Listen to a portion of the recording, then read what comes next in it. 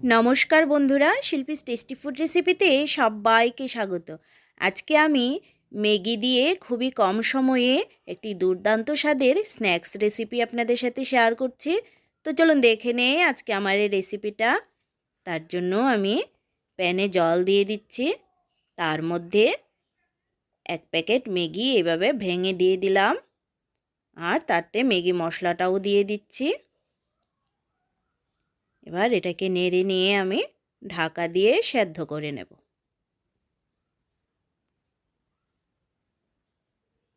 ঢাকনাটা খুলে নিচ্ছি, ম্যাগিটা সেদ্ধ হয়ে গেছে। এবার গ্যাস অফ করে এটাকে সাইডে রেখে দেব। আর এদিকে একটা বাটি নিয়ে নিচ্ছি, তার মধ্যে আমি একটা সেদ্ধ আলু আগে থেকে গ্রেট করে রেখেছি, এটাকে দিয়ে দিলাম। আর দিচ্ছি গাজরটাকেও আমি গ্রেট করে নিয়েছি। আর এখানে ক্যাপসিকাম নিয়েছি, আর পেঁয়াজ কুচি নিয়েছি। তার মধ্যে 3-4টে লঙ্কা কুচি করে দিলাম, স্বাদ মতো নুন, সামান্য পরিমাণ চিলি ফ্লেক্স। এবার এগুলিকে আমি হাত দিয়ে মিশিয়ে নেব।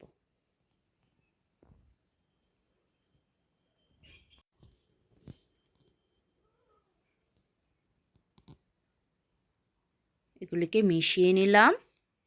এবার তার মধ্যে আমি ম্যাগিটাকে দিয়ে দিচ্ছি।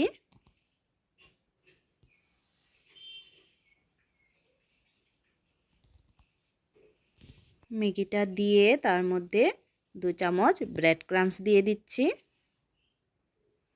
ব্রেড ক্রাম্বসটাকেও মিশিয়ে নেব।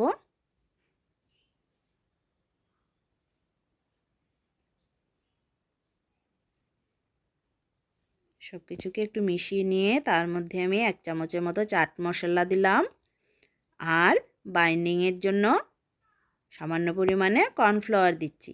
এবার সব কিছুকে ভালো করে মিশিয়ে নেব।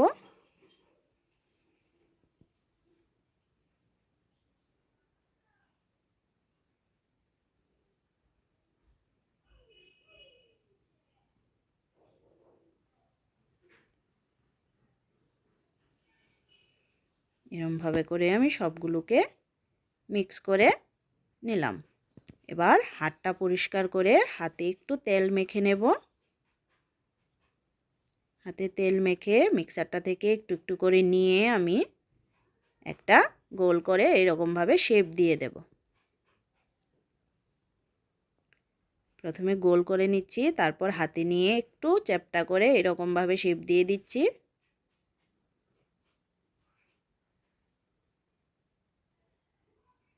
এরকমভাবে করে বানিয়ে নিলাম। এভাবে করে আমি সবগুলোকে বানিয়ে নেব।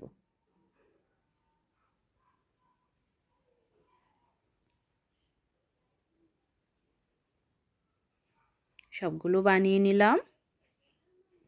এবার এটা সাইডে রেখে একটা ডিম ভেঙে নিয়েছি।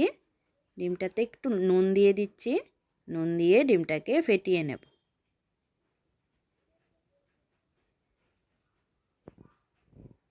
ডিমটা ফেটিয়ে নিলাম। আর একটা বাটিতে ব্রেড ক্রাম্বস নিয়ে নিয়েছি। এবার একটা একটা করে আমি স্ন্যাক্স এভাবে ডিমের গোলায় ডুবিয়ে ব্রেড ক্রাম্বসে কোট করে নেব।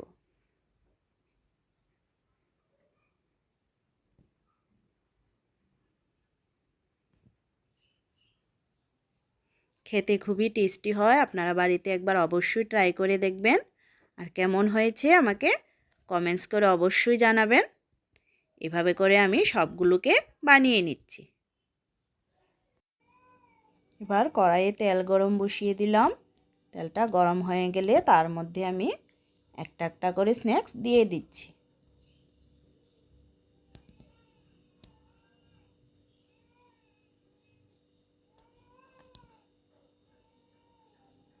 উল্টে পাল্টে এগুলিকে লাল লাল করে ভেজে নেব।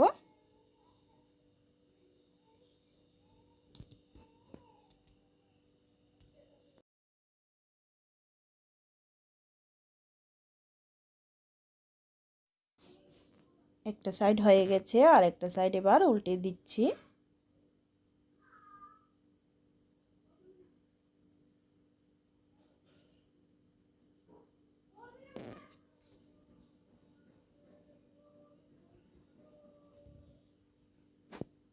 স্ন্যাক্সগুলো ভাজা হয়ে গেছে, এবার নামিয়ে নেব।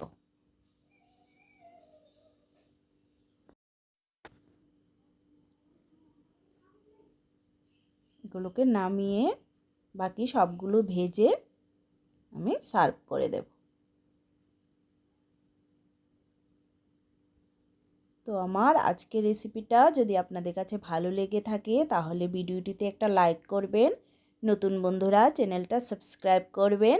দেখা হচ্ছে নেক্সট ভিডিওতে। সবাইকে ধন্যবাদ।